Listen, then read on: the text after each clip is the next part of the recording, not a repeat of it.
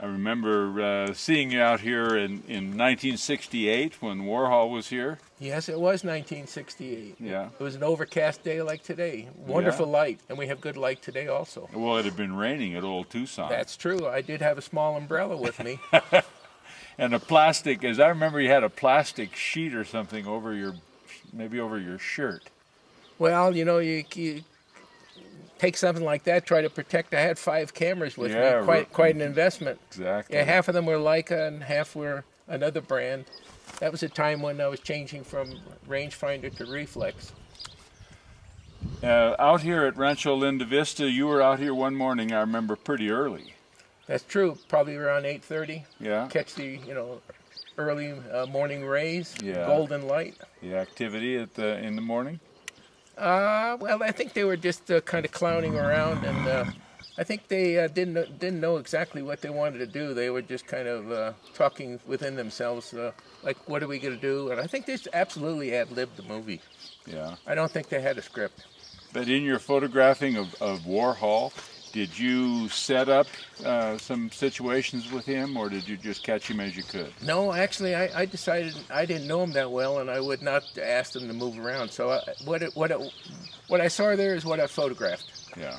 And I try to hide behind a bush, or I try not to be too looking like I was a photographer. Kind of hid myself as much as possible, but I don't think they really knew I was there. Yeah. I wonder why they felt that way. Well, they were pretty engaged with themselves. Yes, they were all pretty involved with their own thing. I think they had a couple of pineapple juices in the back of the cars and trucks. Did you take many photographs of Paul Morrissey? Do you remember Paul Morrissey? I took more pictures of Paul Morrissey in Old Tucson. That was the first day shooting. I see. But I believe there are a few frames from Morrissey with the rocks in the background and a crest of the cactus. It's a vertical picture. Sure. And then how about the different actors and actresses who were part of the entourage? To be honest with you, the Republic did not send me any material on who's who, what's what, so I had to kind of wing it. Yeah. So you were just entirely on your own then, in terms of what you took. That's true. And how much of those did they publish? Unfortunately, only about 6 small pictures and no cover. So I think that's a sign that they didn't think that much of him in '68. Yeah. So they didn't think it was, the paper didn't think it was a big deal particularly. No, I don't think so. Plus, it really wasn't. It was in a supplementary section like the Parade magazine today that the Republic printed themselves. Was the Republic a Tucson paper? No, that's Phoenix, Arizona. Oh, so you were out of Phoenix rather than Tucson? No, I've lived here in Tucson since 1946, and I was just a stringer photographer for them, starting probably about maybe 1965. Did you go to the press conference after the Old Tucson shooting? I didn't even know there was a press conference. Yeah. I was kind of an outsider that just kind of slipped in and shot the pictures and slipped out. Mm-hmm.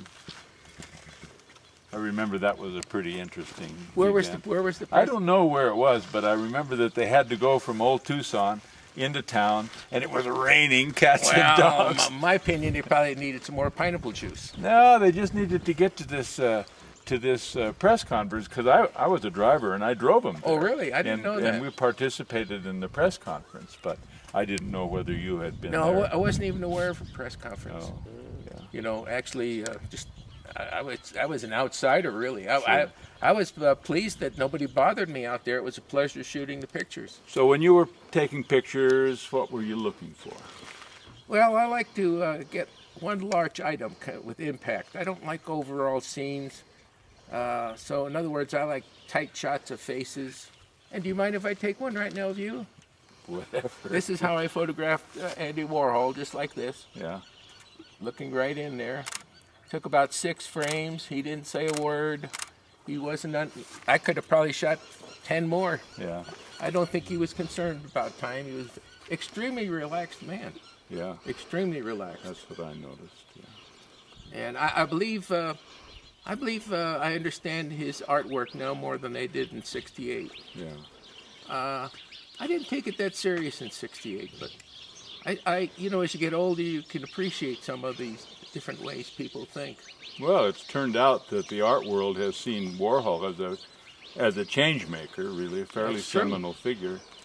That's true. You know, because prior to Warhol, it was all abstract expressionism, and after that New York school, why then there was a lot more, a different direction to art from then till now, of course. Right. And, you know, those negatives have been in my, fireproof cabinet for 42 years. And then Eric Firestone from the Firestone Gallery called me, and he said, I understand you have Warhol pictures. Like to look at them. When they saw the pictures, they were flabbergasted at the number of pictures and the well-cropped shots, well-exposed. Mm-hmm. So I was pleased with Eric did. Yeah. And that's a wonderful gallery down there in Tucson. Well, you're in really good company with some other crackerjack photographers as well. Right. Well, you're a famous movie maker.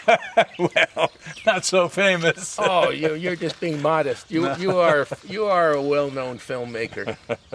Well, in a very small group, I'm well known. Well, I'm kind of small. I'm known in a small group myself Sure. as a still photographer. So But I was just commenting that in this show, the other photographers who are there, whose photographs are with yours, those are some pretty big names in the darn world. right. So it's pretty. Mapplethorpe. What's that woman's name?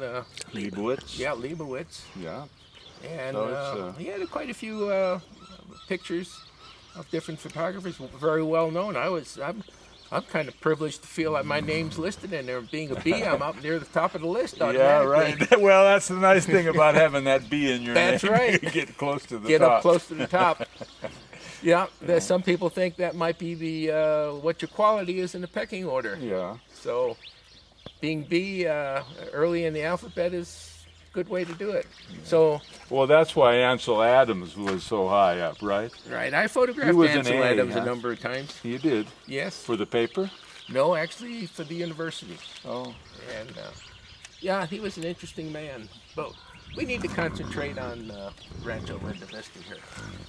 Well, so when you looked at the ranch and all of the different decorative, well, like this kind of thing, was this of interest to you, the texture of the background? Well, this is kind of a corral. I don't remember anything looking like this. No, but I was just thinking generally. Well, there was one scene where there's rocks piled up like a terrace, and then there's a crest of the cactus in the middle, and they were sitting on the rocks, and artistically they're moving around the rocks. They're all over the rocks, and so it's much more interesting than just a flat piece of ground. I mean, with the rocks, they're crawling up, down, this way, that way. I think one guy even fell down. But the rocks could be slippery. Yeah. Okay.